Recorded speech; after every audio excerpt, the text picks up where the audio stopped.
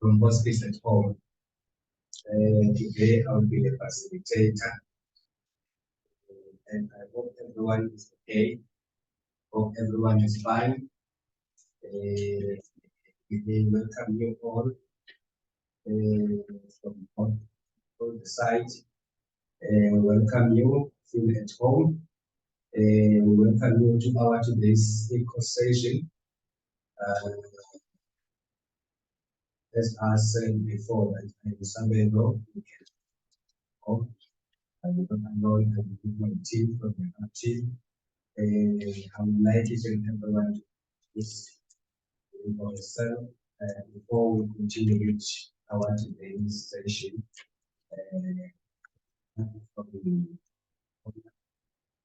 So that we chance talk. If there is anything that is pushing you, you may show up by raising up your hand, or you can show on the chat box if there is a question, if there is a comment, if there is anything you'd like to share with us. Please use our chat box so that we can continue. But for now, I will just leave it is time to the introductions. We will start from team. Just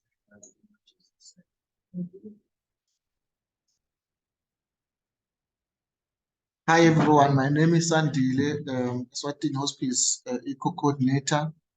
I'm happy to be in this session today, and I'm hoping to learn more even today. Thank you. Afternoon, everyone. I'm feeling from Eswatini. Afternoon, colleagues. I'm much for being up. Good afternoon, colleagues. I'm not usual Chinese for Hospice. Good afternoon, colleagues. I'm Mrs. Shamamu. I'm the Hospice at Home team. Afternoon, everyone. My name is Congress Medane, Hospice at Home. Thank you so much, Tim. I'll take this opportunity now to let our sports team to introduce themselves. I will start with Eswatini. If you can hear us, may you please introduce yourself.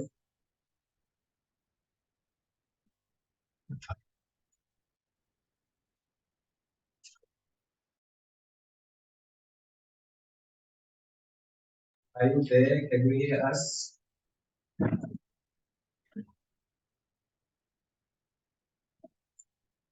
I would like to move on to Tandazilis Melane. I think you are not alone. As always, please may you introduce yourself and your team if you have your team.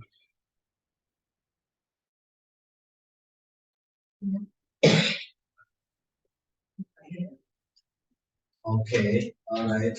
Okay. I'll move on to Malaika. Are you there? Please introduce yourself.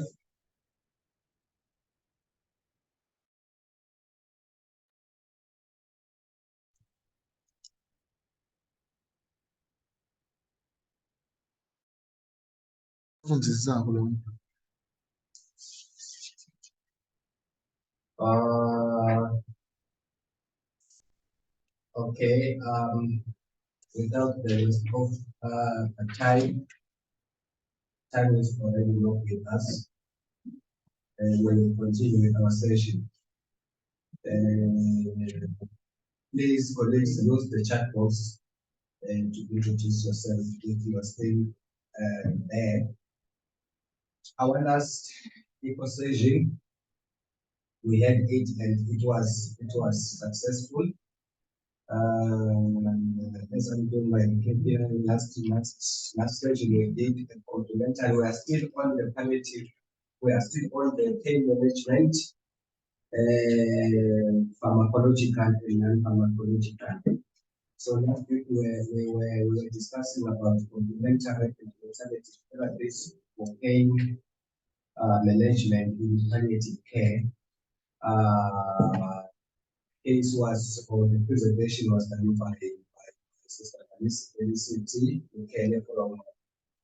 from Babane Government Hospital.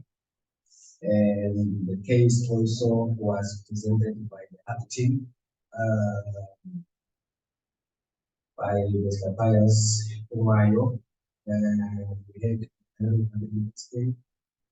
presentation, and also we had an interesting case. So in today's session, we have Zinhle on the chat box, afternoon colleagues, and Eswatini from RHM, from RHM Hospital. We will have on our didactics, we will have our today's presentation from RHM. If I'm not mistaken, by Les Palliative care from RHM. Then we also have our case presentation from the hub. After the presentation that will be conducted by our team. So thank you, team, and we shall continue. I think others will just join later. And if you just join later, please let us know and communicating with each other. And again, please indicate on the chat box if you have anything to say, if you have anything to ask, if you have any comments, please indicate on the chat box or raise your hand. Okay, from this point in time, I will let our lesson today to please continue with your presentation with our today's presentation, which is commonly used adjuvants, analgesic in palliative care and their uses. And then we shall continue as we go on with our today's session. I think Sister Lily is ready to share with our today's presentation. Over to you, Dodi.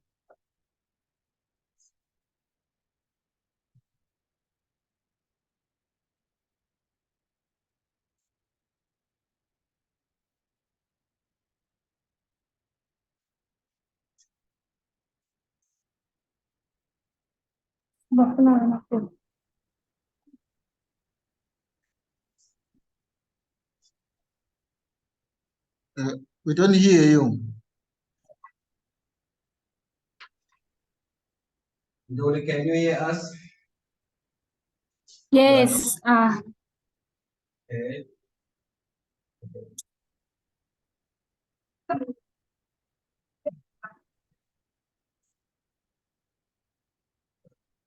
There is a little bit of technical glitch here. We are trying to fix that.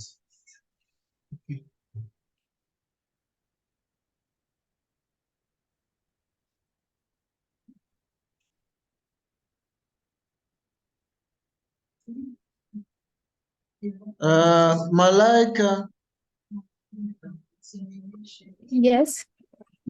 can you give Sandile Mahlangu a right to share the screen? He has right to share the screen. Let me give him the co-host. I've given him the co-host access also. He has right to share the screens.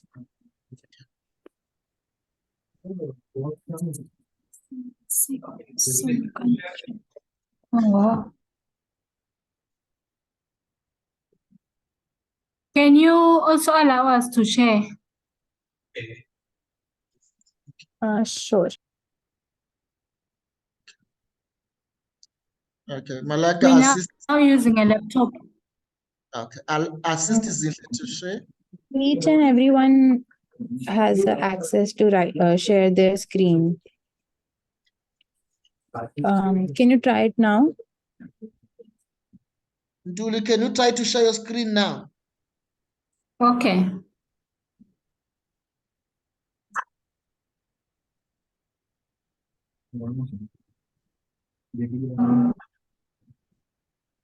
Are you using your laptop to share the screen? Yes, I'm using a laptop. I mean, we can see that you have started sharing the screen, but we cannot view your screen. Maybe it could be because of the network or the like Wi-Fi, maybe because each and everyone has the access to share the screen. Can you share your presentation with the hub team or with me, or we can maybe share the screen? Oh, okay. Can Mr. Masangu share it? Okay.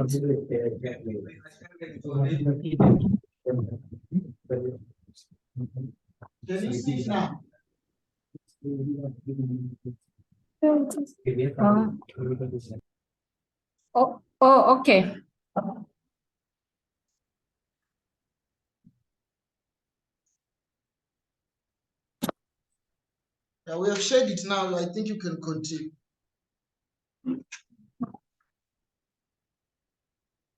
Okay, thank you very much. Sorry, colleagues, for the delay. My name is Nontsigelelo Nduli from RFM Hospital. I'll be presenting about adjuvants or co-analgesics.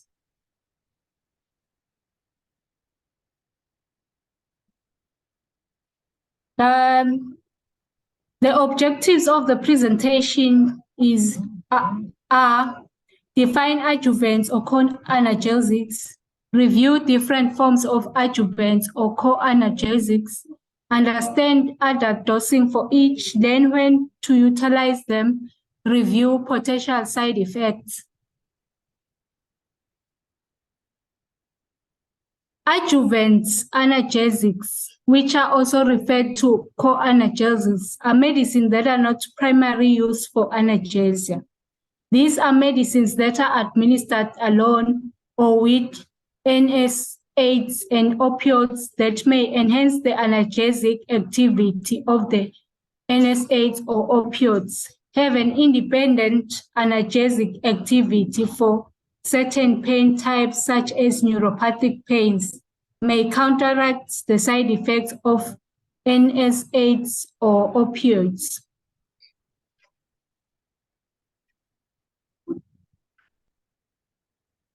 Principles in adjuvant therapy.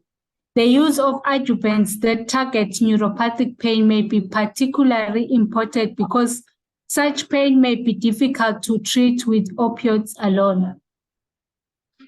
Adjuvants are also useful for other pains that are only partially sensitive to opioids, such as bone pain, smooth or skeletal muscle spasm, or pain related to anxiety. There are types of adjuvants or co-analgesics. The first one is or are antidepressants. They are used for neuropathic pain presenting primarily as burning or abnormal sensations. A commonly used antidepressant is amitriptyline, usually given as an adult dose 10 to 75 milligrams or 0.5 to 2 milligrams per kg of body weight at night, then increase slowly as needed. Commonly start at 12.5 milligrams at night, then increase to twice per day as needed. Response should be evident within 5 days. If no effect, after a week, to stop the drug.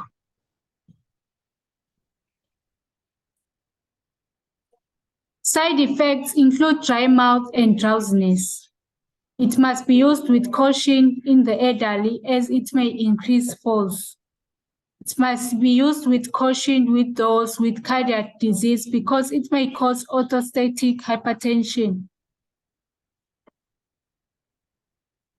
Another type of co-analgesic is anticonvulsants.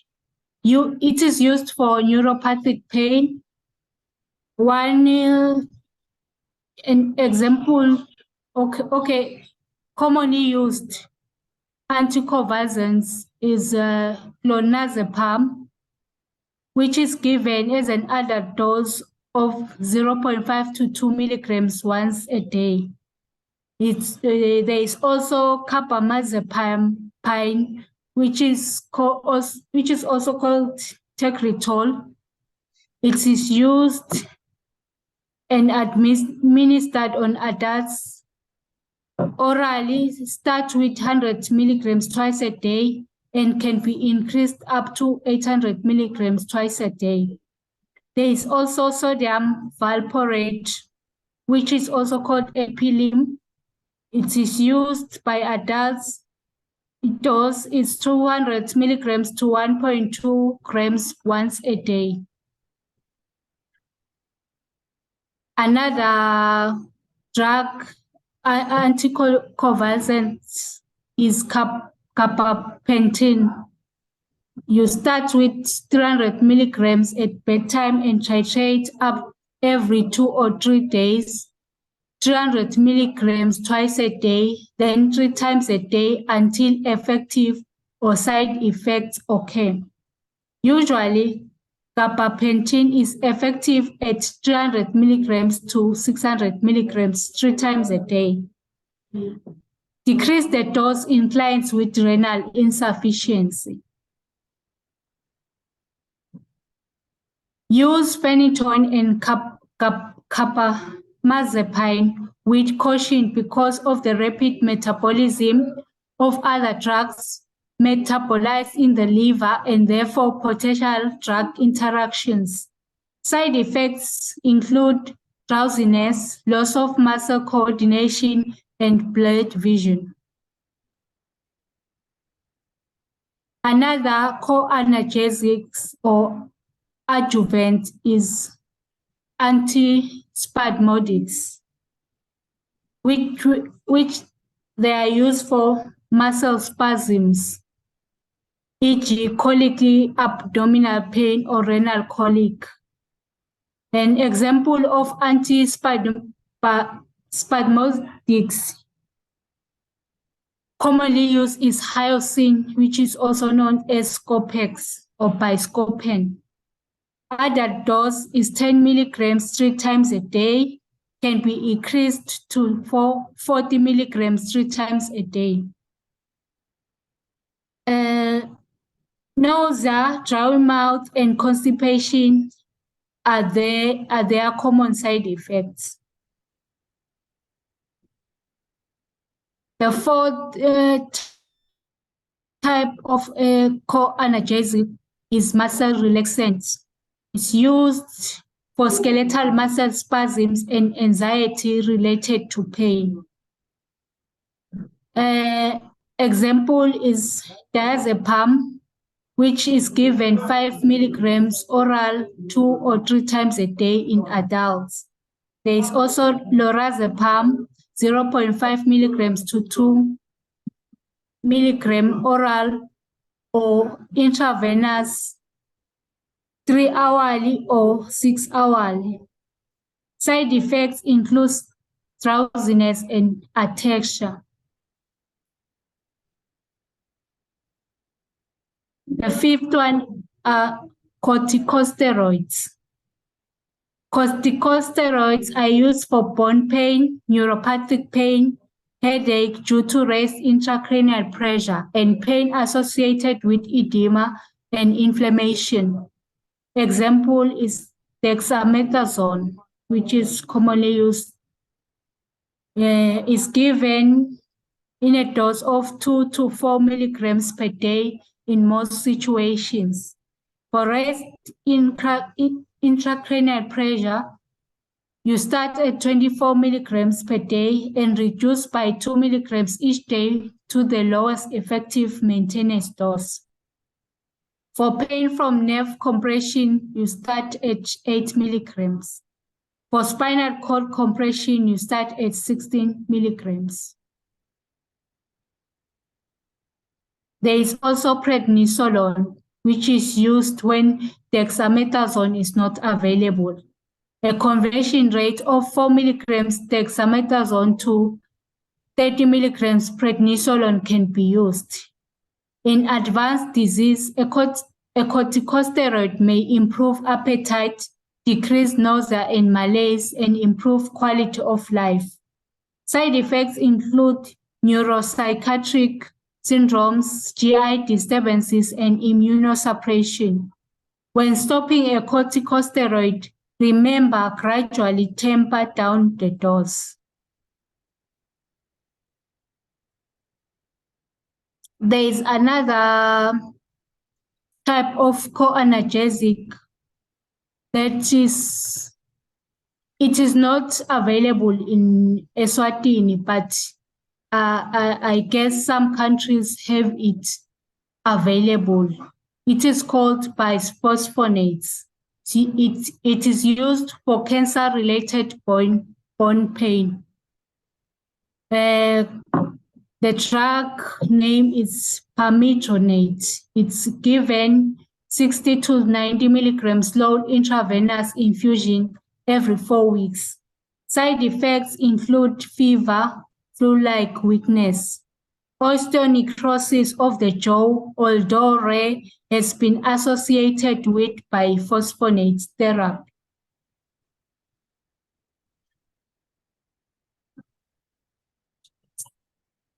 Take-home messages. Co-analgesics are important complementary medications in pain relief. They should be used with correct combinations. Co-analgesics can enhance analgesic effects.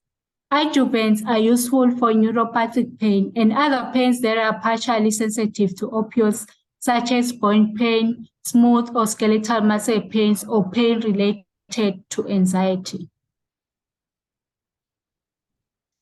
That's the end of my presentations. Here are the references. Thank you. Thank you so much, Ndoli.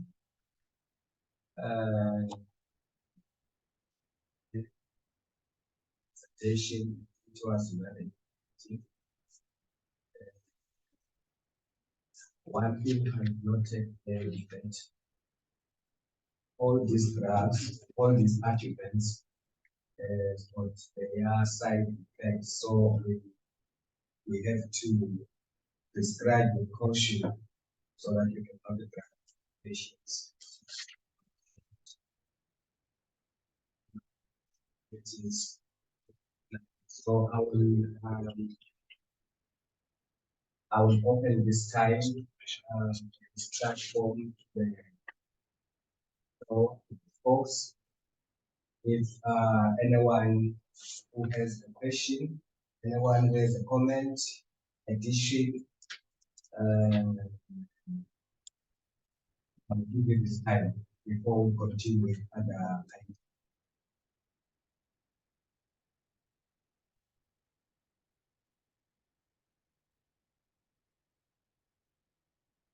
Anyone?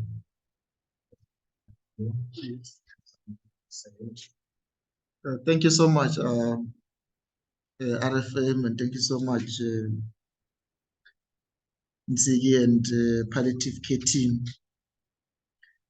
It's well noting today that one of the things that we need to use in our pharmacological management is to use also the co-analgesics.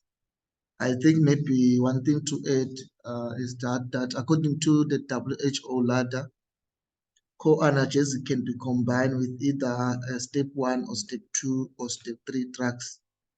So I think that's what we need to understand. Also that they are there to support the effects, as Dule have said. So I think what we need to know is to embrace them and learn to use them too. So we need to understand how we use them. So I think we need to also understand that they are there and we need to be in caution when we're prescribing them, because if they are not prescribed very well, they can be very detrimental. So I think that one is very important to know. Otherwise, if they are used correctly, they can do great for the patient. I think for the presentation, that's what I can add. I can see also Tandazil has written something there, that in our country, Eswatini, we have what we call as an hyaluronic acid, or they call it Zometa, which is another core adjuvant that is available for us as a bisphosphate, for especially on cancer. Thank you so much, Sister Tandazil, for that. Okay, thank you so much, Dr. Brown.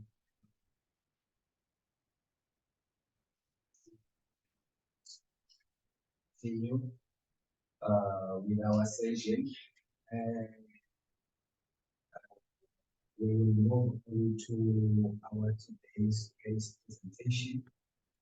I mentioned earlier on that it is from the HAP team, which will be presented our home nurse, Ms. Uswatini, and I think she is ready to do this presentation. Thank you, Mr. Kelly. Greetings once again to everyone. First, I'd like to thank Mr. Ruby for the very informative presentation. We have learned a few key points from it.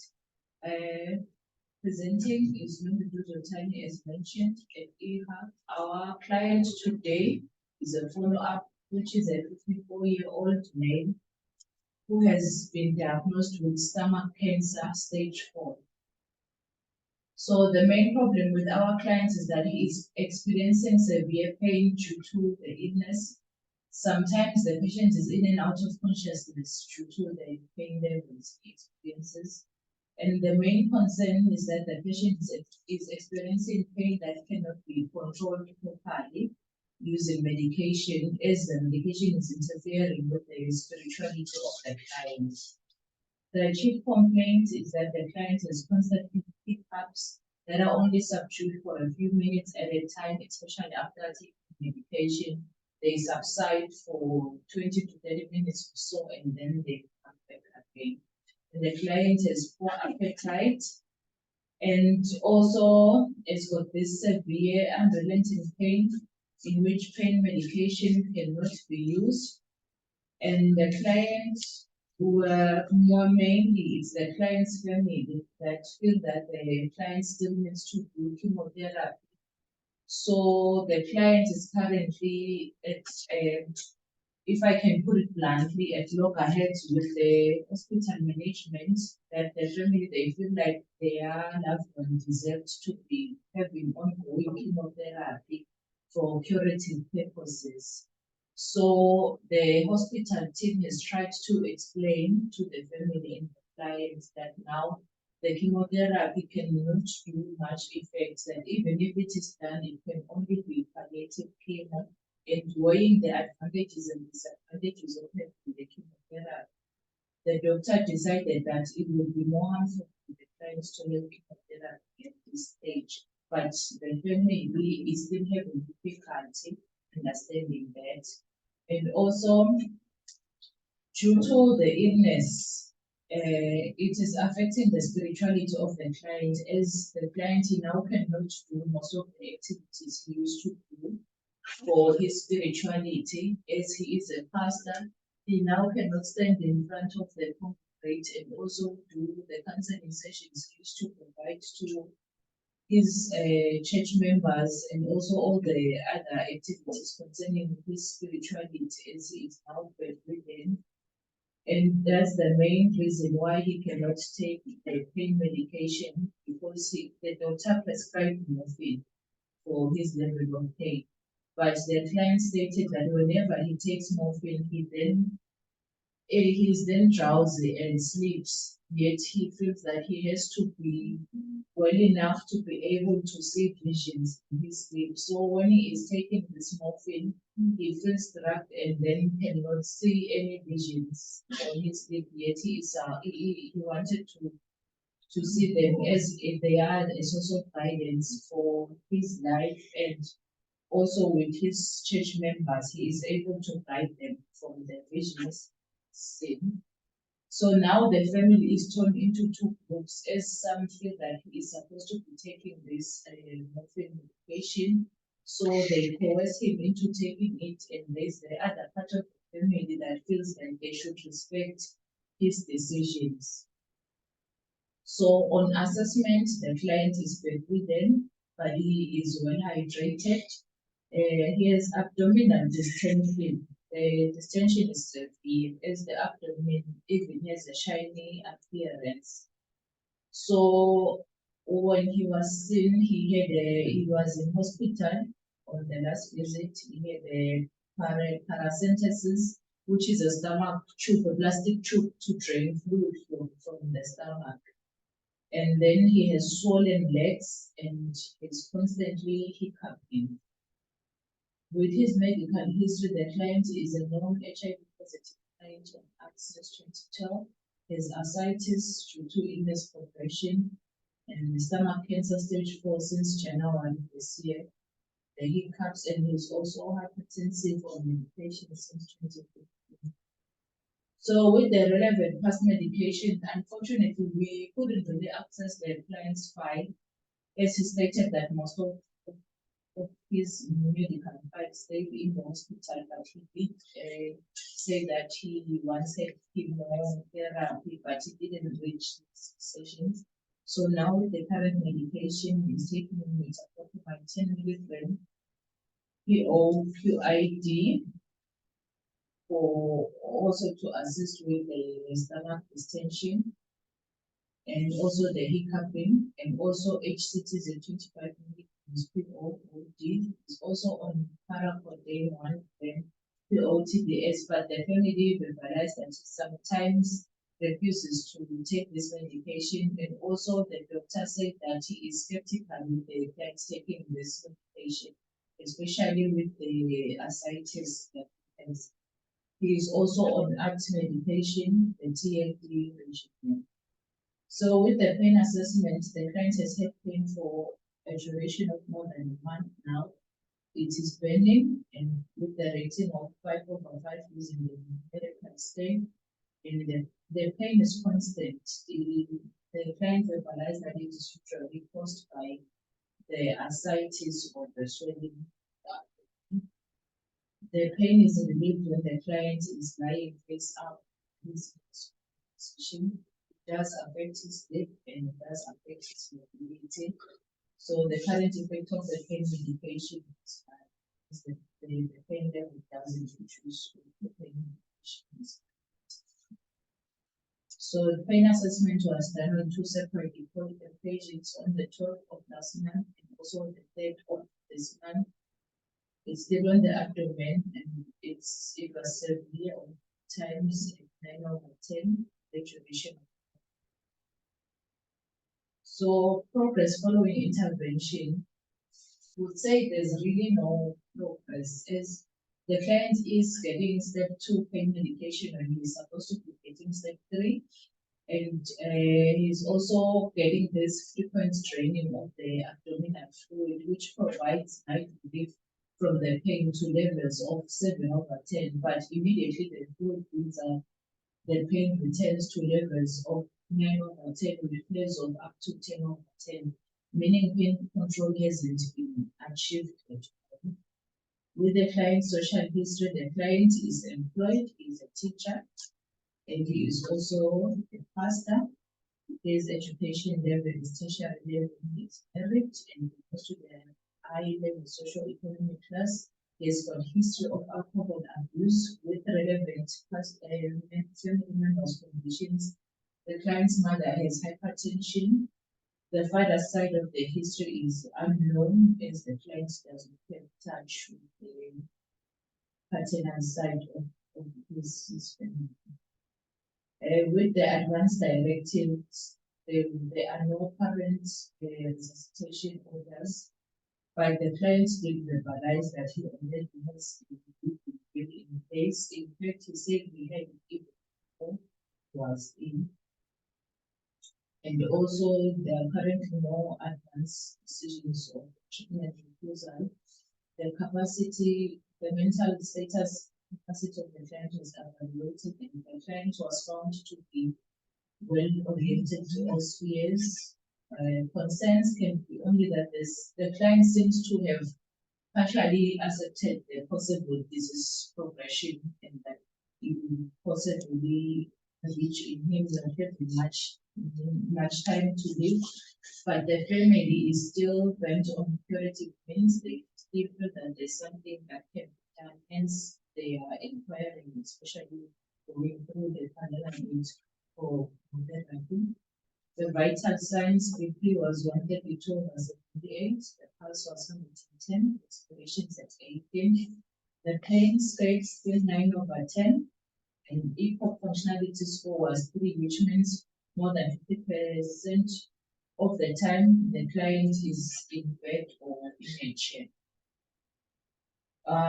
With some of the symptoms accompanying it, it's got overwhelming pain and mild dyspnea and anxiety, which is moderate, and also mild agitation, and also the client has moderate depression and mild drowsiness, and has also got mild nausea and vomiting.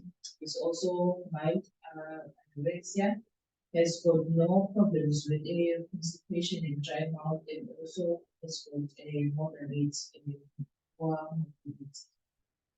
So the further plan for managing the client physically to explore those non-pharmacological techniques which can be used to manage the pain, also to encourage the client to keep hospital appointments for the training of the abdominal fluid as the pain is relieved when the fluid is strained, and to also use the non-drug measures to stop hiccups like deep breathing and stopping at intervals to release the irritation on the mucous nerve, and to also explain the meaning of the diagnosis to the client and family, and also to provide anticipatory guidance that as to now, as the condition is like this, what can be expected, what to be normal, what to be.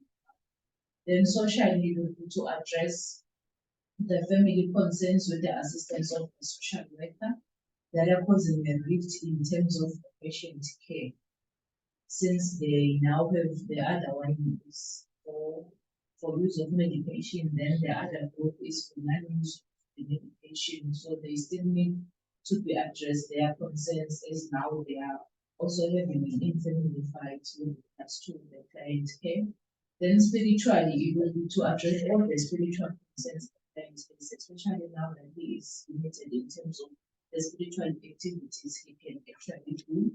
Then emotionally, it will be to explore and encourage the client to recognize emotion and build sources of support and strengthen those current sources of support the client has.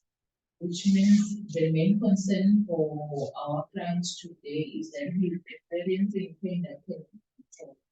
So we would like assistance advice colleagues on how to handle this matter, because as the client stated, he cannot take more pain, as now it interferes with his spiritual side.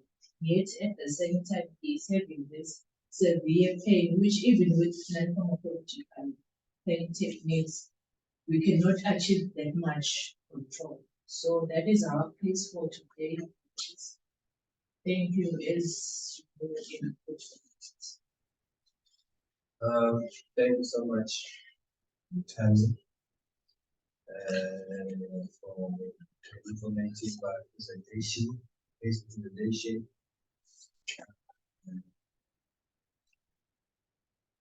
As we had here, clearly,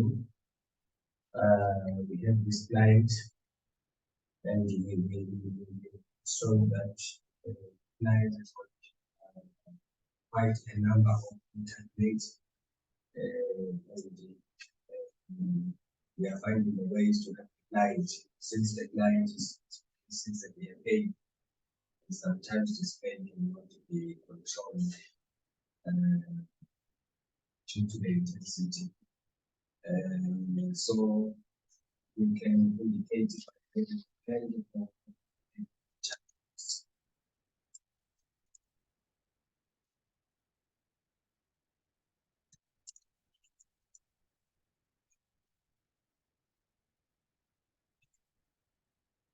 anyone who needs make a comment or question with condition.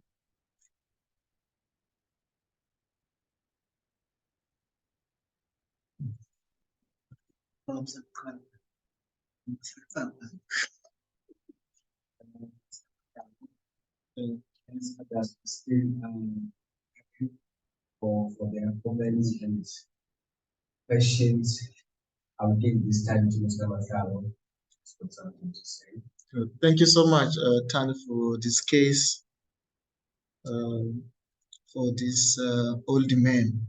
My input can be that understand that this man has advanced cancer and has been withdrawn from curative therapy, looking at the effect of the medication. I think now, I don't know if the patient was informed that now he will be solely surviving on palliative care, and now he is at end of life care. So I will suggest the patient be enrolled to end of life care.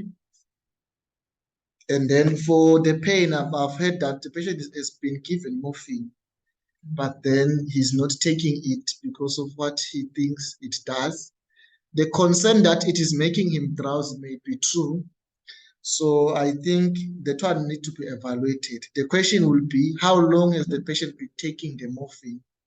Because the initial education will be, one of the symptoms of morphine is that when you are still initiated on it, it will have the symptoms of drowsiness, and we expect drowsiness to win away while you consistently take it in the first few weeks or 7 days, if I may say. But then if the patient is continually taking the morphine as prescribed, but then the drowsiness persists, then that's when we will need to adjust the dose for that patient. So otherwise, if the concern is being drowsy, we may not link that one to spirituality, because that's what the patient feels. So we need to look at how long he has been taking it and then consider evaluating the dosage. We might find that the patient was started on a high dose and was not titrated very well. So he will experience those issues. But then now we are not expecting it to last long. We expect it in a few weeks. Those are symptoms that are there. The only symptom that will never go away when you're taking opioids, especially morphine, is constipation. The others, they go away on their own. There are many, but those ones are common. So the family, I think, what needs to be done also is the issue of, after the evaluation and the history of the drug, how long and has been taking it, is the issue of educating the patient and the family on the need to take morphine. Because if the patient will have scores like 7, 10 severe pain, that's not okay. So we need to look around on educating them, because sometimes they make such decision out of ignorance. They don't know how really morphine works and what to expect when they are taking it. So I think also educating them. I know that now the family is divided. Some are saying must stop, some must say must take. That's a symptom of ignorance or symptom of knowledge shortage. So I think education must be provided there. If it calls for family education, that family meeting must be organized, and then they must be taught on that. Another thing is their understanding of cancer stage 4 and looking at the functional status of the patient. What do they understand really? So that the issue of prognosis and chemotherapy is in terms of curative should be then addressed. Is it stemming from reality or it's a faith-based issue? And where the patient stands currently concerning curative therapy and what understanding that the patient has in terms of therapy, if then the oncologist have requested that he must be withdrawn from it. And I hope he was told why, and then why is he feeling he must continue with it, and is he aware of the effects that comes with taking it if you are not feasible to do that. And another issue, I saw the prescription of paracotin in the presence of a prescription of morphine. So that alone also, it's a contraindication, because in that Panado there is a codeine which is not indicated to be prescribed together with another opioid. So I think also educating the family to know that they don't need to take two opioids at the same time that are different. So I think also that one. If the patient has severe pain, paracotin really will not work except killing the patient. So we better look for pure forms. And then if tramadol is not there, we have morphine. But looking at the severity, I think working together with the family in terms of ensuring that we source morphine to be available always. I think that one will require the referring facility where the patient is attending or getting the morphine with the hospice team and the family and the patient to come to a clear logistics in terms of the availability of the drug, because getting paracotin at this stage is not going to work. Actually, it will make the patient worse and being at expense to government and the patient and the institutions. And then maybe my last point would be the issue of spirituality. You know, I've heard that this one is a pastor, and now that he has lost the role of a pastor, he's going to staff. I think also going deeper to assess this family, you know, for them to undergo such pain, because if you see people fighting, having differently, that's a sign that there's a psychological and a social pain in this family. Actually, the situation is putting the family to become dysfunctional. So I think intervening and managing such type of pain, because such issues, the cultural, social issues, they contribute significantly in the management of the physical pain. So engaging the social worker there would be very great. And I think also dealing with this man not as a pastor, but as a husband too, and as a father at home, will help this man to cope well. I think the spiritual assessment indeed itself has to be assessed. And even finding out, do they still find the meaning of life, regardless of the condition they are going through? Because you will find that now they are defining themselves with the darkness. That's why they are still trying to fight it, even if they now know the truth, it is not a disease to fight, but to cope with until the end. Otherwise, to me, also understanding how the family, the man himself is coping with the reality that being sick and unable to go to church doesn't make him small pastor, but he's still a man, and how best he can do that. Also, I think with the president of social worker, even the role of the church, how is the church behaving now that this man is like this, and how are they supporting him? I think that could be my contribution for this case. Thank you. Thank you so much.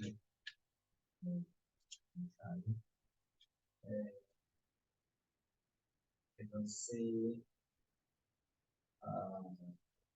anything books and see a hand raised, unless if anyone has something to say. Otherwise, thank you so much for tuning in. Like to get that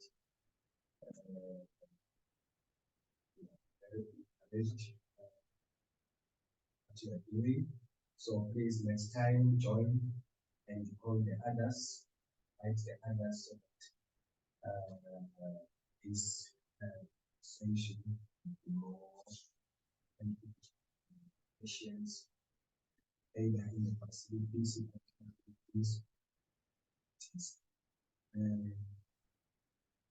I'd also like to comment on the feedback link on the chat box. So please click on it so that you can fill the form. It's just something.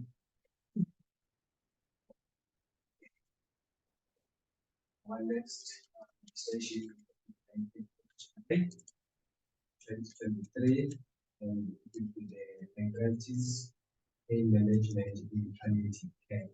So we will continue with our pain management.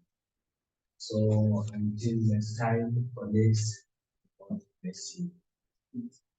Yes, I just wanted to add, Tim, that we need to also appreciate that today marks the halfway of this program or this topic that we are treating, which is pain management itself. So we just want to let you be aware. If you look at our program in IECO, it shows that we are already approaching halfway. So we have now covered all the basic principles in pain management. So now we'll be dealing with the real pains differently, applying the different pain management skills that we have learned. So prepare for yourself for an end of test by the end of this program in November, so that you also get your certificates of attendance. So we will have those certificates by the end of this program on pain management. So also prepare yourself, sometimes go back and read, and sometimes take notes, so that by the time you receive your test after this batch, you are able to answer and get your certificate. Thank you.